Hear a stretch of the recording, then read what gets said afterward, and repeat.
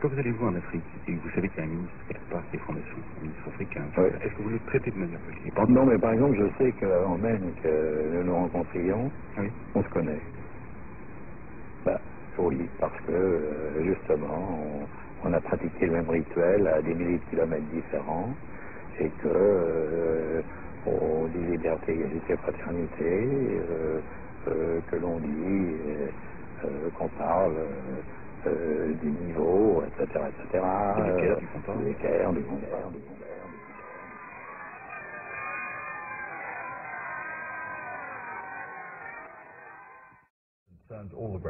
La grande question que se posent toutes les grandes puissances, c'est quand l'Empire ottoman va-t-il s'effondrer? Il est moribond depuis 100 ans. S'il s'écroule, qui aura quoi? Comment sera partagé l'Empire?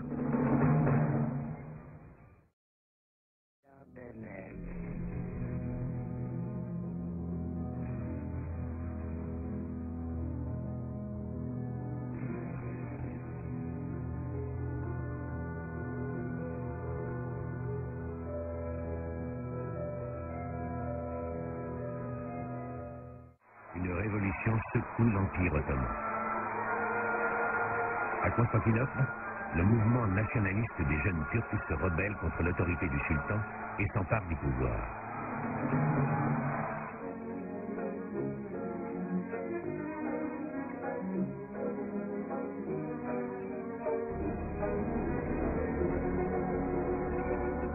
Voici Mustafa Kemal Pasha, président de la République turque.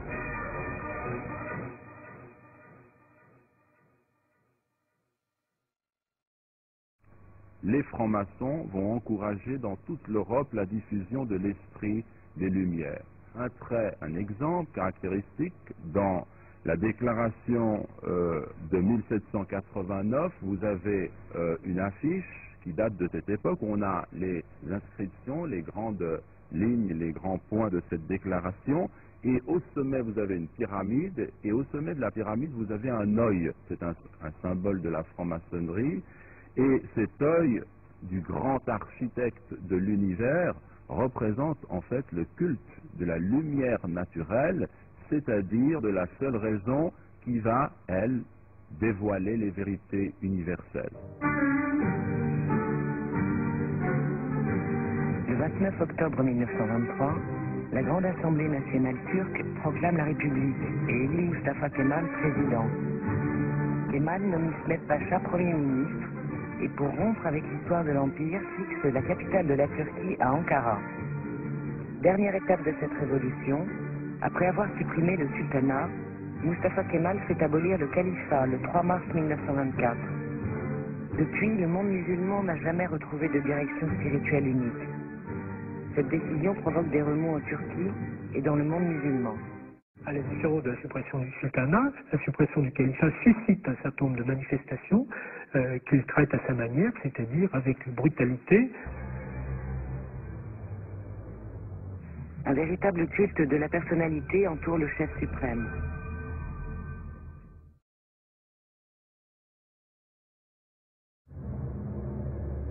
Un franc-maçon, quand il rentre en maçonnerie, il est d'un seul coup, du jour où il a reçu la lumière, l'héritier spirituel de tous ses prédécesseurs.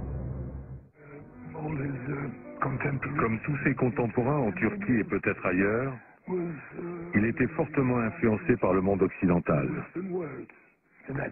C'était l'idéal de l'époque. C'est comme ça que les gens bien vivaient.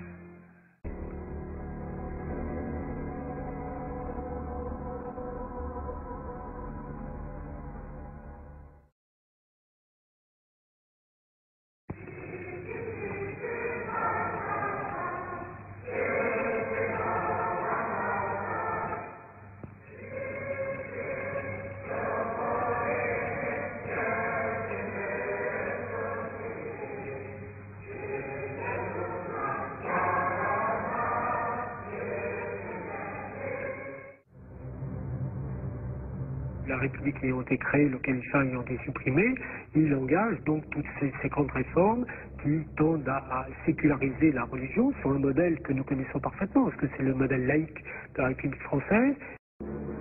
En 1924, Kemal place tous les établissements d'enseignement sous le contrôle de l'État et supprime définitivement les tribunaux religieux. En 1925, il réforme le code vestimentaire et impose le port du chapeau.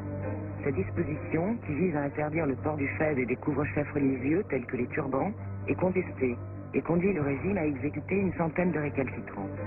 Cette interdiction du fez est toujours officiellement en vigueur aujourd'hui.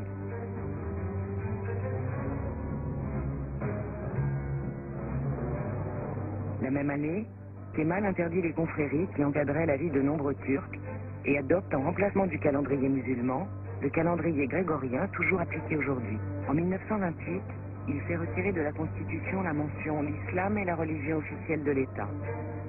Aucun gouvernement n'est jamais revenu sur cette décision. Aucun pays musulman n'a depuis lors osé aller aussi loin. La même année, il fait dire la prière du vendredi en turc. Toujours en 1928, Kemal fait remplacer l'alphabet arabe par l'alphabet latin. Une commission d'experts préconise l'application de cette réforme en plusieurs années. Kemal décide qu'elle se fera en quelques semaines ou ne se fera pas. L'usage des caractères arabes est interdit et les livres sont réécrits dans le sens qui convient au régime. Cette mesure est la plus radicale et la plus perturbante pour la société turque. Elle consacre la rupture avec le monde arabo-musulman, déjà consommé par la sortie de la Syrie, de la Palestine et de l'Irak, des frontières de la Nouvelle-Turquie, et par l'abolition du califat. En 1932, l'appel à la prière n'est plus lancé en arabe, mais en turc. En 1935, il franchit un pas supplémentaire dans l'adoption du modèle de société occidentale. Le dimanche devient le jour de repos hebdomadaire, ce qui est toujours le cas aujourd'hui. En 1937, le terme laïcité fait son entrée dans la Constitution. Cette introduction est imprescriptible et demeure toujours en vigueur aujourd'hui.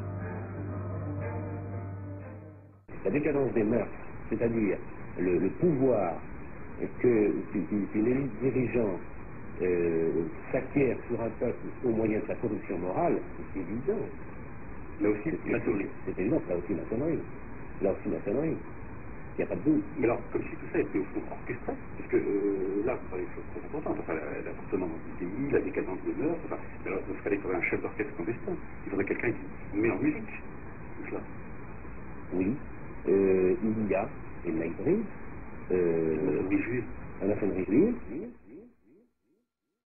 Finalement, cette culture moderne et cette mondialisation dont l'un des instruments est la laïcité pourrait être assimilée à la civilisation du Dajjal. Et le Dajjal, en islam, c'est une notion qui est tout à fait intéressante. Vous savez que le prophète Mohammed, nous a dit « Dieu n'a pas envoyé de prophète sans lui ordonner de mettre en garde sa communauté contre le faux Messie, le Messie et Dajjal. » Ce qui est intéressant dans cette appellation, c'est qu'il l'appelle Messie. Il y a une version qui dit Messie et qui comprend l'idée de quelqu'un qui est déformé ou d'une déformation.